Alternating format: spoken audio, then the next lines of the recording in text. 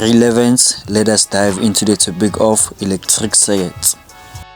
The study of electrical circuits is essential to understand the technology that uses electricity in the real world. There are three quantities which are fundamental to electric circuits, and those are current, voltage, which is also known as potential difference, and the last one is resistance. We use Ohm's law to explain the relationship between current, voltage, and resistance. Ohm's law states as follows. The potential difference across a conductor is directly proportional to the current in the conductor at the constant temperature.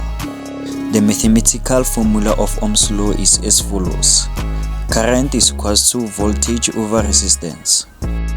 We can use the formula of Ohm's law to remember the definition of Ohm's law. On our formula, potential difference is directly proportional to the current.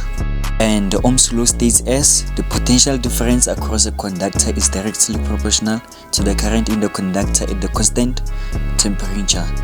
You are just going to add across a conductor and in the conductor at a constant temperature. Now let us focus on circuit connection. Circuits can be connected in two ways, series and parallel. Let me break down the series connection for you. When a circuit is in series connection, the electrical current in that circuit has only one path to follow. It will move from the positive terminal of the battery to the negative terminal of the battery without splitting. The important thing to note is the current through all resistors in series is the same. The current that will pass in this resistor is equal to the current that will pass in this resistor and that resistor. If it's given that the current on R1 is 2 ampere, the current on R2 and R3 is also 2 ampere. The current in a series circuit is the same at any point in the circuit. Now let us talk about resistors.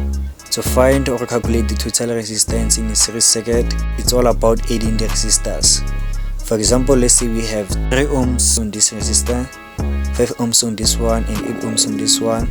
To find the total resistance, we are going to add the resistors. Total resistance is equal to R1 plus R2 plus R3. RT is equal to 3 plus 5 plus 8. RT is equal to 16 ohms. Total resistance in a series circuit increases when more resistors are added in series. For example, let's say we add a resistor of 6 ohms in our circuit. We are going to add 6 ohms on a total resistance.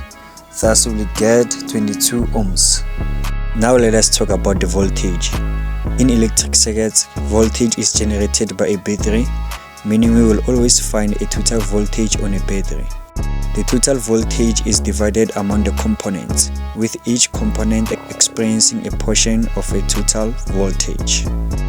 For instance, let's say our battery in this circuit generates a voltage of 32 volts. 32 volts is going to be divided among the components. Every component in this circuit is going to experience a portion of 32 volts. In this circuit, the components that we find are the resistors. The total voltage is going to be divided among the resistors. When we add the voltages that are on these resistors, we must get the total voltage of 32 volts. That can only be on series circuits. We can get the total voltage of the battery by adding the voltages we find on the components of the circuit. The main concept is, in series circuit, all components are connected one after another in a single path. The current through all resistors in series is the same. The total resistance in series is calculated by adding the resistors, and it increases when more resistors are added in series. The voltage is divided among the resistors.